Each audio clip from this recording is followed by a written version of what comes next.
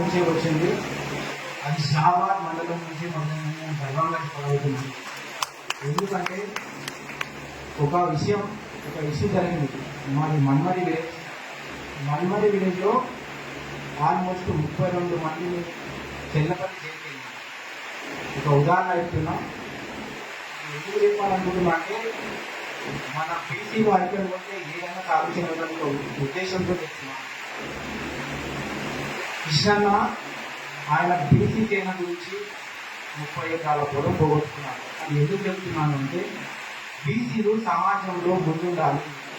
మన బీసీలు బాగుపడితేనే ఆర్థికంగా కానీ రాజకీయంగా కానీ సమాజం బాగుంటుంది. పిల్లలు చదువుకుంటారు. ఎన్ని రోజులు ఎంత కష్టపడడానికి కూలిగానే బతుకుతున్నారు.